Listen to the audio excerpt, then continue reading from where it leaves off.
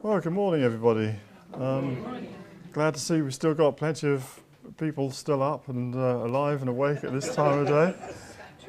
Not too many hangovers, I hope. Yeah, the Stone of Destiny. This is a subject that's fascinated me, I think I can truthfully say, for around about 45 years. Maybe a little less than that. But I first came across the whole story of the Stone of Destiny when I was in Israel. Been working on a kibbutz, and then I was in Tel Aviv, and I was working in a hostel there, making breakfast for everybody, and I got talking with an old gentleman who had a Bible, a Canadian gentleman, and I was intrigued why this guy was always sitting on his own, thumbing through his Bible, and it had loads of annotations all over it. So we got talking anyway. In the course of it, the whole story about the stone of Jacob came up. You know, Jacob's pillow stone, which is another name for this. And he said, you know about Jacob's pillow stone. What are you talking about? I don't know anything about it. And he showed me the place in the Bible where it talks about Jacob having this vision of angels going up and down a ladder, and then he says this is the house of God, and he consecrates the stone he'd used as a pillow and sets it upright and pours oil on it, uses it as an altar, and he makes a covenant with God. Well, I hadn't read this, you know. I mean, I was brought up as a Roman Catholic, and you don't read the Bible when you're a Catholic, you know.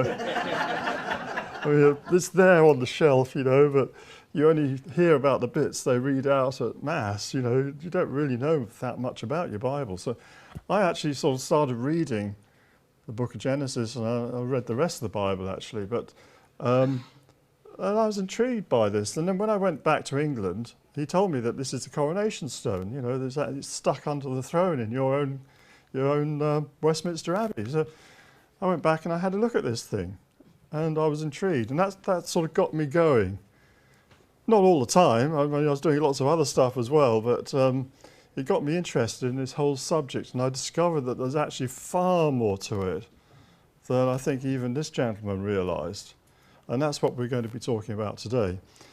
But before we go too much further, let me just see, wrong button, there we go.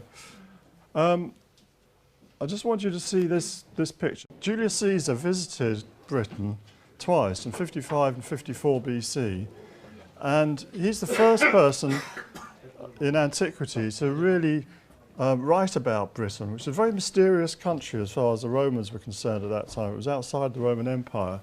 And in his book, De Bello Gallico, he describes Britain as being a triangle land. And he gives the exact dimensions of this triangle, which you can see here. 760 miles by, what's that one there? I can't read. 665 by 4775, right?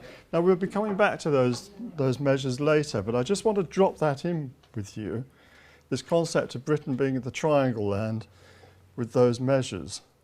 In fact, it's called New Troy, which means new triangle land.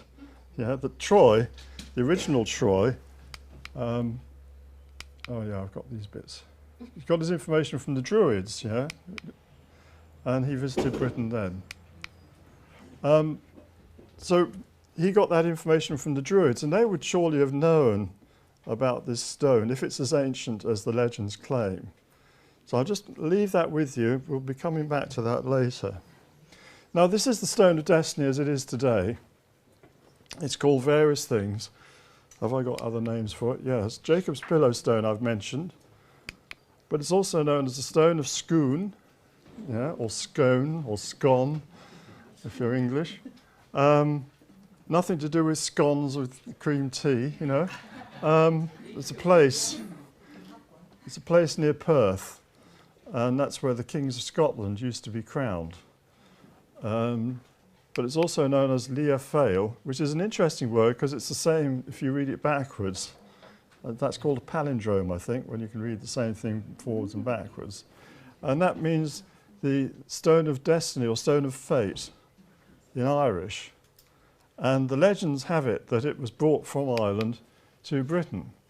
Now, there used to be a caption on the stone which read that, Ni fallat fatum Scotti quocumque locatum invenient lapidum regne, what's that, tenebre ibidea. That was translated by Sir Walter Scott. Whew, my Latin's not up to it.